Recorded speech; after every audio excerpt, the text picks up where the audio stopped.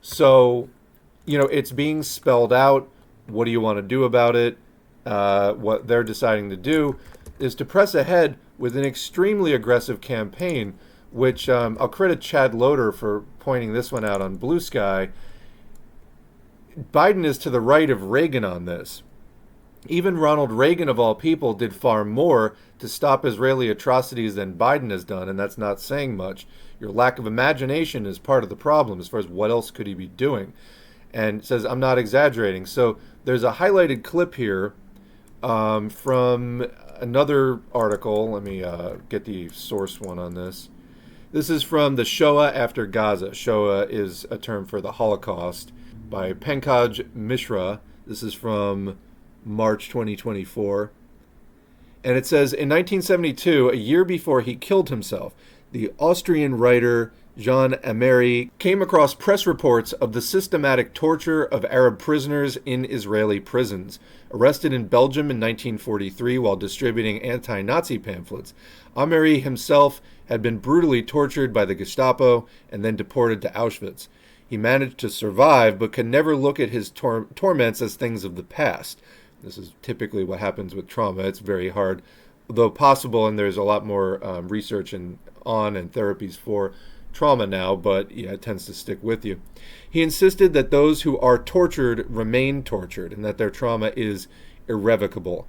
I certainly think it should never be forgotten. I also want to point out we have been living in a medical and even a mental health system which has been somewhat trauma-phobic up until extremely recently. If you suffer from trauma, I think trauma formally is defined as like having your life threatened or believing your life is threatened, other like serious grievous injury like that. Other people argue for a more expansive definition of trauma, but basically a lot of mental health suffering is caused by trauma, which is one event which has a lasting negative impact. There's a lot more therapy, there's a lot more research, there's a lot more treatment now, so that may have been true in the past, but there's a lot more that can be done for trauma now. Anyway, continuing. Like many survivors of Nazi death camps, Amery came to feel an existential connection to Israel in the 1960s. He obsessively attacked left-wing critics of the Jewish state as thoughtless and unscrupulous, and may have been one of the first to make the claim, habitually amplified now by Israel's leaders and supporters, that virulent anti-Semites disguise themselves as virtuous anti-imperialists and anti-Zionists. Of course, there is some amount of right-wing cloaking of like, no, we're just your typical anti-imperialist, anti-Zionist. It's usually pretty easy to see through that, but anyway. Yet the, quote, admittedly sketchy reports of torture in Israeli prisons prompted Amery to consider the limits of his solidarity with the Jewish state. Like, that would be a red line, something he absolutely could not support if it turned out to be true. In one of the last essays he published, he wrote, quote, I call urgently on all Jews who want to be human beings to join me in the radical condemnation of systematic torture. Where barbarism begins, even existential commitments must end. So again, going back to the first thing, where does Biden fit into all this? It's a quote from there. In 1982, shortly before Reagan bluntly ordered Menachem Begin to cease his, quote, Holocaust in Lebanon, a young U.S. senator who revered Elie Wiesel as his great teacher met the Israeli prime minister. In Begin's own stunned account of the meeting, the senator commended the Israeli war effort and boasted that he would have gone further even if it meant killing women and children. So you remember the outrage when Trump was like, we should go after terrorists' families. That's literally what Biden is saying here. Yet, where's the outrage? Begin himself was taken aback by the words of the future U.S. President, Joe Biden. No, sir, he insisted. According to our values, it is forbidden to hurt women and children, even in war. This is a yardstick of human civilization, not to hurt civilians. I mean, and again, they had already trampled on human rights in various ways, but apparently that was, Begin's thing. But Biden was like, kill them all. Kill them all. Yeah, that'd be great. Kill them all, man. So, there's Joe Biden again. For anyone confused about why Biden is so enthusiastically supporting Israel and refusing to draw a red line, well, that's him 42 years ago maybe not that much has changed. Anyway, about the flower massacre that we covered in the last stream, and that actually is the thumbnail of Livestream 112, there's a news release here from the UN Human Rights Office in the occupied Palestinian territory, Ramallah. This is dated 1st of March 2024. The flower massacre, where Israel opened fire, including tank fire, on starving people, they're systematically starving in Gaza, showing up for food, it wasn't the first time, as this documents. So what's going on in Israel, in Palestine, as far as what Israel is doing, it's worse than I think anyone. It's hard to keep up with how bad it is. You know, you've heard stories; they may be terrible. It's even worse than that. Like, the stories you've heard are just kind of, what can be relayed in a certain amount of time. But if you keep going, the story keeps going. Headline: Israel is deliberately starving Palestinians, UN rights expert says. This is from The Guardian by Nina Lakhani. Exclusive: UN Special Rapporteur on the Right to Food, Michael Fakhri, sorry, the text is small, says that the denial of food is a war crime and constitutes a, quote, situation of genocide. Israel is intentionally starving Palestinians and should be held accountable for war crimes and genocide, according to the UN's leading expert on the right to food. And we'll go a little bit further into this particular article, but let's just say this is a very well-established area in international law. It's not like this is some murky, uncharted territory. This is extremely clear. Israel knows exactly what it's doing. And so do all the other countries that so far are not intervening because the U.S.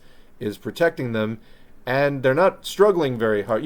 We want to hear that, Russia is so anti-imperialist. What the fuck are they doing here? Where is the organized, resistance to this? If it's going on, I'm not seeing it. Let me know in the comments. But, meanwhile, there's a Chinese company building a subway system for Israel not long ago, as far as the, quote, anti-imperialism, pseudo-anti-imperialism. Hunger and severe malnutrition are widespread in the Gaza Strip, where about 2.2 million Palestinians are facing severe shortages resulting from Israel destroying food supplies and severely restricting the flow of food, medicines, and other humanitarian supplies. Aid trucks and Palestinians waiting for humanitarian relief have come under Israeli fire. Quote, there's no reason to intentionally block the passage of humanitarian aid or intentionally obliterate small-scale fishing vessels, greenhouses, and orchards in Gaza other than to deny people access to food, Michael Fakhri, the UN Special Rapporteur on the Right to Food, told The Guardian. So you can see a chart there. Aid entering Gaza dropped to 98 daily truckloads in February, down from a pre-conflict average of 500 to 600. So for every 5 or 6 trucks that previously was going in, there's now only one. So that's a gigantic reduction in the aid that is going in there. So that's what they're doing as far as on a mass scale, just depriving people of food. And that article goes on extensively. In the interest of time, there's so much to cover here.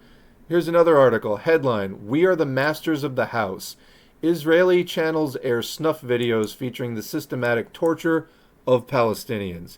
Hard to believe, here we are. Israeli TV channels aired a number of reports showing the torture and humiliation of Palestinians in Israeli prisons. The videos are consumed by the public as entertainment, revealing the sadism of Israeli society. This sounds crazy, and it could be considered as Israel's Abu Ghraib moment, when the pictures came out of the Abu Ghraib prison in Iraq of what the U.S. occupation was doing there, torturing people in so many different dehumanizing ways. The difference is that the reaction in the U.S. was outrage and disgust by and large. Very few people actually supported that. It's just people were kind of in the dark about what the U.S. was doing there. They're airing it on TV, according to this report, in Israel. And this kind of aligns, to my mind, with the reports of Israelis actually going out and saying that the Israeli government, in their minds, isn't doing enough to harm the Palestinians, and they're going out and trying to block additional humanitarian aid. This is like random people How are they spending their time? What are they doing with their resources? They're going out and trying to kill literally every last Palestinian. So anyway, over the past month, mainstream Israeli television channels have aired what can only be described as snuff films. They depict the systematic torture of Palestinians from Gaza in Israeli jails. Such videos have aired on at least 3 occasions, twice on Channel 14 and once on the public broadcaster Channel 13. While Channel 14 is considered right-wing, so is about 2/3 of the Israeli public, and the more mainstream Channel 13 has no qualms about airing similar footage. So you want to know, like, why the Israeli public is demanding this. It's what the Zionist effort there has shaped the Israeli public into, and once you've shaped a public in this direction, this is what they crave and what they actually demand of their government. The broadcasts follow prison officials into detention centers to document the mistreatment of prisoners, which seems to be something that the officials and apparently the viewers find satisfying rather than revolting. The airing of these snuff films is a demonstration of societal sadism. As Yumna Patel has recently reported, several rights groups have sounded the alarm over the widespread and systemic abuse that Palestinian prisoners face at the hands of the Israeli authorities. These groups' calls have been unintentionally buttressed or supported by Israeli soldiers' unapologetic videos of themselves torturing or demeaning Palestinian detainees, which they boastfully post on social media. Now, it seems that this isn't just a few accounts. The phenomenon has expanded to mainstream Israeli television. The 2 aforementioned reports on Channel 14, threads with subtitles can be found here and here with links, contained footage of actual interrogation sessions during which torture was used. The Channel 13 report didn't, but it exposed some of the worst prison conditions to be broadcast to the public. These conditions include forcing prisoners to live in inhumane conditions and subjecting them to torture and harassment. So then they link the 11-minute video with translated subtitles. There's the picture of it. The feeling is one of pride. Quote, "Here we see the cells in which the Nukba terrorists are held," the narrator says. The Nukba refers to elite Hamas-led fighters who carried out the October 7 attack. In the cell, viewers notice metal bunk beds without mattresses, and instead of a toilet, there's just a hole in the floor. The room is almost completely dark throughout the day, and prisoners have their hands and legs chained together. We hear attack dogs barking constantly as prisoners are made to kneel while bound and blindfolded, their heads touching the floor. This is how it should be, a guard says. This is how a Nukba prisoner should be. What happened on October 7 will never return. In another scene, a guard shouts at prisoners as dogs continue to bark incessantly. Heads down, heads on the floor, he yells. So anyway, it goes on. There's a few more, the article goes on for a few more screens. Amid some of this, there has been some pushback as Israel is really overstepping what anyone seems to be willing to support. So there's an article here. I guess I saved the beginning of this as something else. Let me just find the headline there. There it is. Canada and Sweden restore UNRWA funds as a report accuses Israel of torturing agency staff. Okay, so we've got the torture being shown on television. There's also reports of Israel torturing this UN agency staff. And so UNRWA was defunded for a while. Canada and Sweden have now restored those funds. Quote, "The work that UNRWA does cannot be overstated," said Canadian lawmaker Salma Zahid. "It will save lives, as we've seen the visuals of children dying of hunger in Gaza. The need for immediate aid is non-negotiable." So starting the article, the governments of Canada and Sweden have announced that they will resume funding for the United Nations agency that provides humanitarian aid and protection to Palestinians living in Gaza and elsewhere. A move that other powerful nations, including Israel's most powerful ally, the United States, continue to refuse. Calling the lack of humanitarian relief inside Gaza catastrophic. I mean, what can you even say? Like, you need relief, but also stop them from fucking leveling the north of Gaza, you know? The Canadian Minister of International Development, Ahmed Hussein, said Friday that his nation would restore funding for the UN Relief and Works Agency, UNRWA, for Palestinian refugees in the Near East in order to help address the, quote, dire situation on the ground living. Sweden made its announcement Saturday and said that a $20 million disbursement would be made to help UNRWA regain its financial footing. I mean, great, but there are really, really serious problems going on there.